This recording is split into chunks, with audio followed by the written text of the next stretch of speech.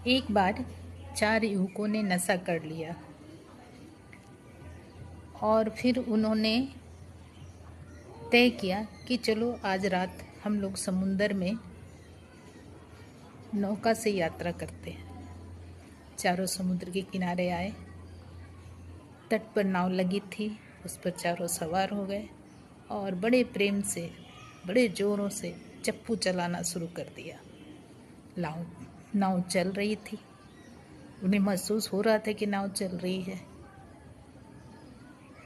समुद्र के लहरों से उठती है ठंडी ठंडी हवा, आकाश में सुंदर टिमटिमाते तारे, बड़ा खूबसूरत दृश्य था।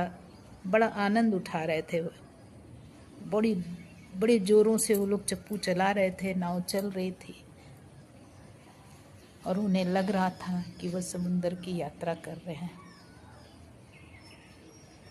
जब बहुत देर के बाद उनका नशा थोड़ा कम हुआ तो एक ने कहा कि ठहरो, कहीं हम बहुत ज़्यादा दूर तो नहीं निकल गए, बहुत आगे तो नहीं आ गए हैं। तब तक थोड़ी रोशनी भी हो गई थी, रात का अंधकार छट रहा था, सूरज निकल रहा था। एक ने देखा सामने किनारा था, वो उतर के नीचे आया, देखा कि वो लोग जब नाव पर सवार हो रहे थे तो नौका जिस जंजीर से बंधी हुई थी उसे तो उन्होंने खोला ही नहीं था। नौका कहीं नहीं गई थी, वो तो वहीं थी, उसी तट पर लगी हुई थी। वो रात भर चप्पू चलाते रहे, उन्हें महसूस भी होता रहा कि हाँ नाव चल रही है। क्यों? क्योंकि वो पानी में थी और वो चप्पू चला रहे थे, नाव हिल रही थी, उन्हें ये महसूस हो रहा था कि नाव चल रही है और वो लोग पूरा आनंद ले रहे थे। इसी तरह हम भी इस माया रूपी नौका पर सवार हैं।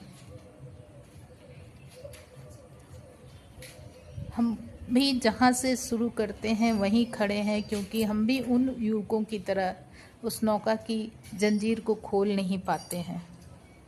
जब तक मोह माया रूपी जंजीर को हम नहीं खोलेंगे तब तक हम परलोक की उस आलोक रूपी संसार की यात्रा नहीं कर पाएंगे।